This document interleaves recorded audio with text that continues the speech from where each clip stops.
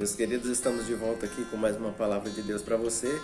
Tem algo bastante interessante que eu quero deixar aqui, um texto bastante conhecido de todos, mas antes de deixar esse texto, tem uma frase de um filme e que é citada em muitos lugares por muitas pessoas que fala: Deus é bom o tempo todo e o tempo todo Deus é bom. Uma frase muito verdadeira, uma frase que tem tudo a ver com a pessoa de Deus.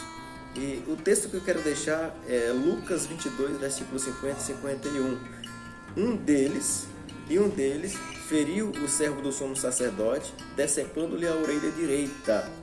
Jesus, porém, respondeu: basta. E tocando na orelha do homem, ele o curou. Deus é bom o tempo todo Deus é bom. Antes da sua morte e ressurreição, Jesus fez mais um milagre que aparentemente para aquelas pessoas não foi algo extraordinário, seria facilmente esquecido, porque a mente humana é muito fácil de esquecer as coisas. Não foi algo de grande repercussão, como está escrito aqui no versículo. A orelha de um soldado foi decepada. Então, o milagre aparentemente não foi extraordinário, como ressuscitar um morto ou andar sobre as águas. Foi algo que, conforme os fatos, se desenrolaram no jardim do Getsemane. Judas, o que traiu Jesus, levou os soldados a reconhecerem Jesus através de um beijo. Os soldados foram prender Jesus através de um beijo que Judas deu na face de Jesus. Então, ao perceber isso, Pedro, sem pensar duas vezes, Pedro, ao perceber a circunstância, desesperou-se. Ele se desesperou. Sem dúvida, ele pensou: o que está acontecendo aqui? O que está acontecendo aqui? Eles não podem levar Jesus. Então Pedro sacou da sua espada e começou a lutar, sendo Pedro um simples pescador. Ele não era um guerreiro, ele não era um soldado, ele não era um lutador, ele era um pescador. Então os problemas inevitavelmente aconteceriam, inevitavelmente vieram.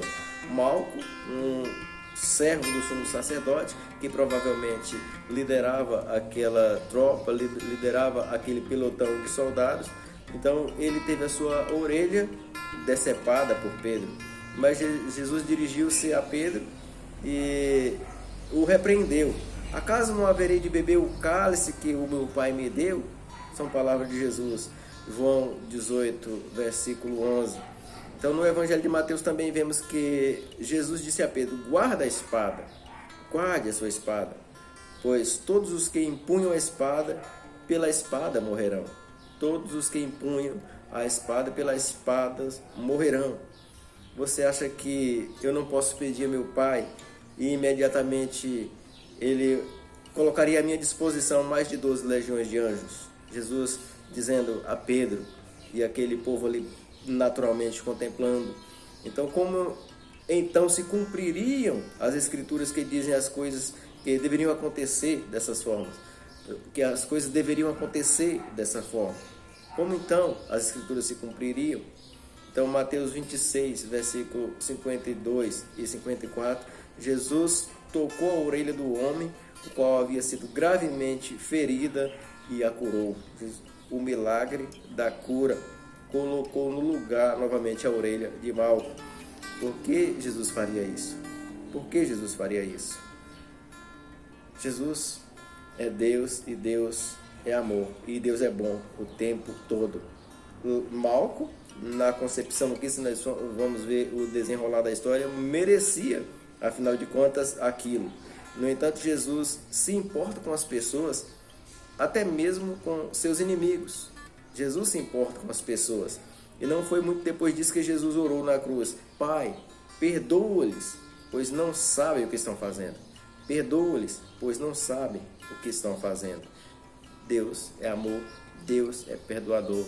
E eu espero que você lembre-se sempre disso e que você haja segundo os ensinamentos de Deus. Deus te abençoe sempre.